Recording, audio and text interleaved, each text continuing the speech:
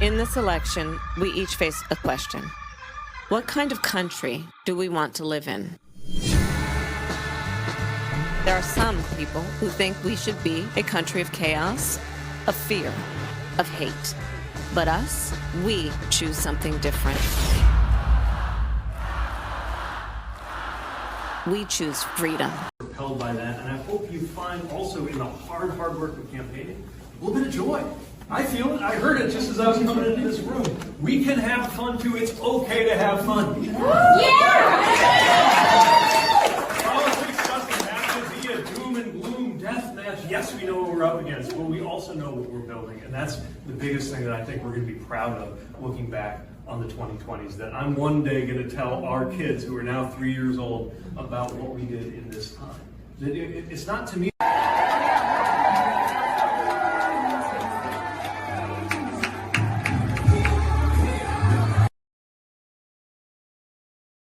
Look, you've known, obviously, VP Harris for a long time, both being in politics in California, working together on many things. What do you think she possesses quality-wise that makes her the right candidate right now? Well, I've had a chance to see her kind of up close and personal when we were both working on our respective intelligence committees, and I've seen her attention to detail, her profound concern and interest in our national security.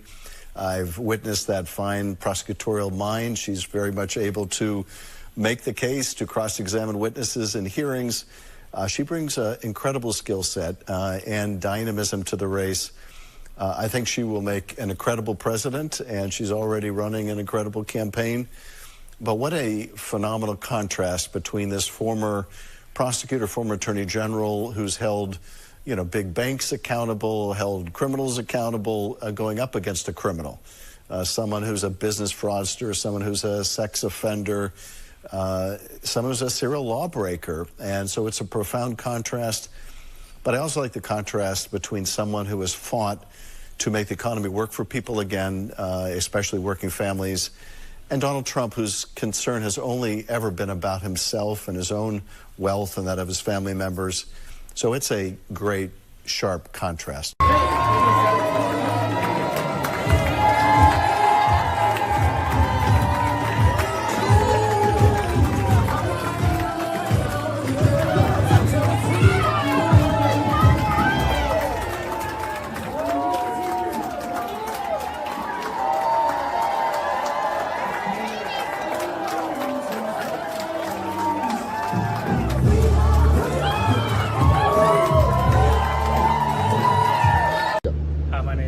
And I am out here knocking on doors for Kamala Harris because I believe she's going to be fighting for all people, not just the rich. Something is really fascinating. I'm serious. I don't know how many news outlets there are, how many cable news stations, and bearing in mind we are in election season, but they seem to be missing what is really in front of them right now. And that is this Kamala craze. It's going crazy. I'm not just talking about delegates knocking on the door. I'm talking about people who probably would spend their weekend doing anything apart from getting involved with politics. The wave of interest, the sudden, the amount of people who are participating in turning up to hear people speak. Put it this way, I'll give you a couple of clips to see for yourself. Pete Buttigieg, Bernie Sanders. Just some of the things which are going on. And the reason I say that I'm amazed, there appears to be no coverage on, I mean, this is shameful on CNN, because it can't always be about the politics. In terms of, when I say that, they're not talking about the politics in terms of policy, but it's like, oh, he said that, she said that, Trump said this.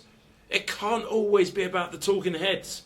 Why are the talking heads taking up all of the room on cable news, yet the real story right now is this growing wave, and it is a wave. It's not like some big, huge headline. It's just something that's happening on the streets. Right here as we speak in America.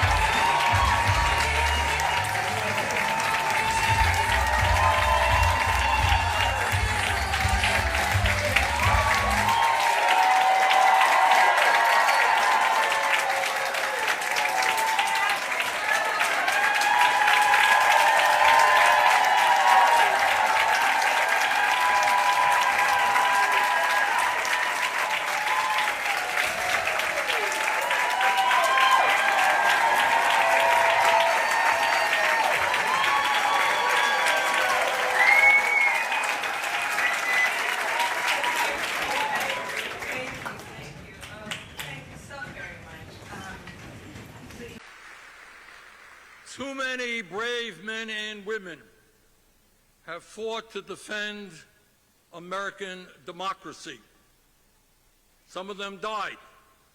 This country will not do well, will not survive, if we elect a president like Trump, who has spent years undermining the very foundations of American democracy, and who just recently told us that he will not accept the election results in November unless he thinks that they are fair. Well, Mr. Trump, in America, we play by the rules. Sometimes you lose. You're going to lose this election. Accept the results.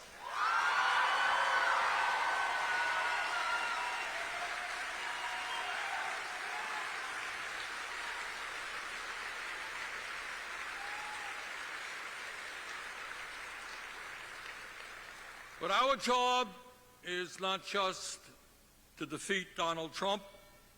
It is to elect Kamala Harris as our next president.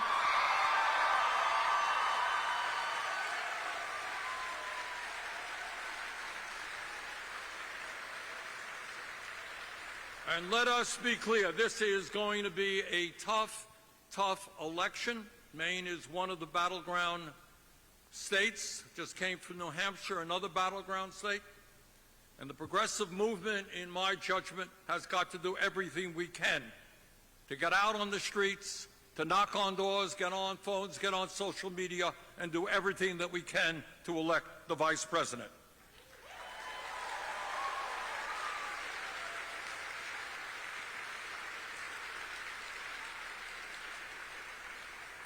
And there are a lot of people advising the vice president, a lot of issues that I think we're all very clear and united on. But it is my view that her best path to victory is if she is prepared to campaign on an agenda that takes on the greed and the power of the big money interests and addresses the needs of the long-ignored working class of our country.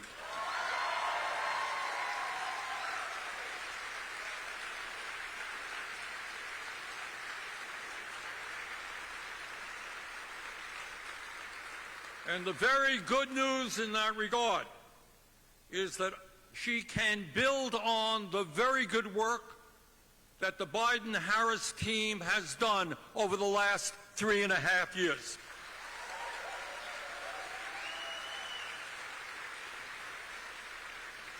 Because in my view, that administration, Biden-Harris, has been the strongest pro-worker administration in the modern history of our country.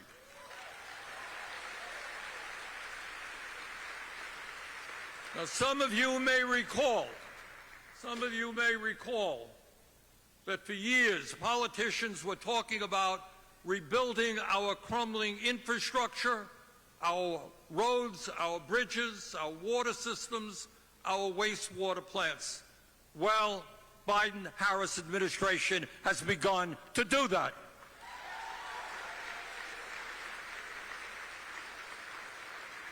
And in fact, we have invested more money in infrastructure than any administration in the history of the United States of America.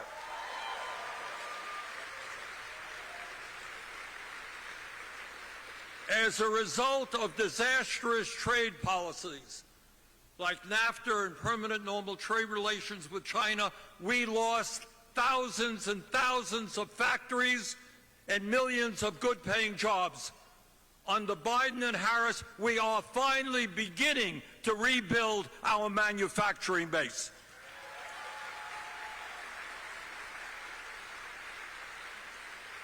For years, politicians talking about the high cost of prescription drugs, and I was one of those politicians. Finally, we're beginning to make some progress in taking on the greed of pharma and telling them they're not going to charge us 10 times more for the same drugs that are existing in other countries.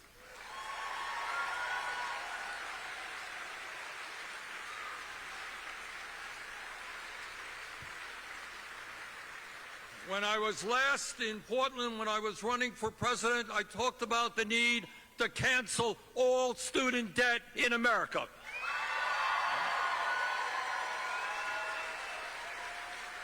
Well, Biden-Harris team hasn't done that yet, but they have canceled student debt for 5 million Americans. No small thing.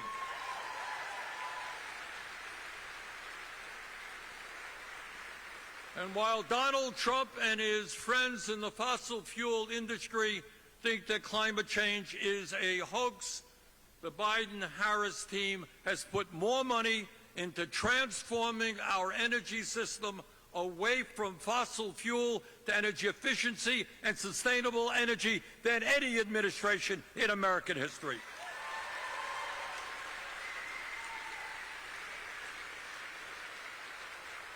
So the good news is that the Vice President has a strong record to run on, but that record is not enough. It's something to be proud of what you've accomplished, but it's also imperative that you look to the future. People want to know what is going to happen in the next 4 years, and that's something that I want to spend a minute on right now, because despite what the corporate media will tell you, real politics is not a personality contest. It is not a sporting event about who wins or who loses. It's not about which party best markets their candidate and which entertainers support them.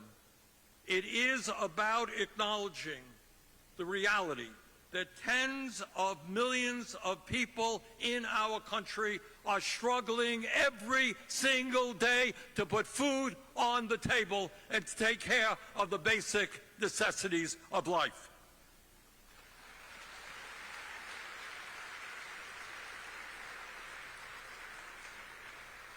It is about understanding what is, again, not talked about in Congress and totally ignored by the corporate media.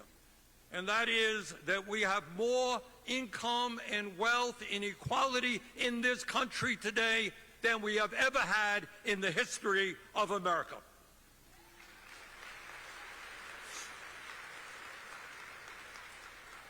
It is about understanding that the status quo, both from a government perspective, political perspective, economic perspective, the status quo today is working extraordinarily well for the 1%.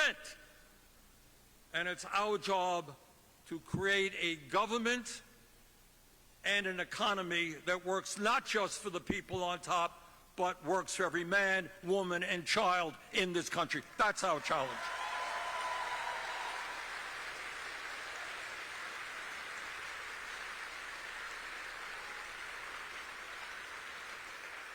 The American people from coast to coast, many, many people are angry and they're frustrated. And it is important to understand why that is the case. And one of the reasons that the people are angry, and we don't talk about this at all, and the point that I'm trying to make this morning, and I'll be repetitious on this, is that you can turn on the TV and you can watch it 24 hours a day, but some of the most important issues facing our country are not going to be seen on the TV. They're not going to be discussed in Congress. But we have got to recognize that over the last 50 years, 50 years, despite all of the explosions we have seen in technology, despite the huge increases that we have seen in worker productivity, the average American worker today in real inflation accounted for dollars is earning less than he or she did 50 years ago. That is unacceptable.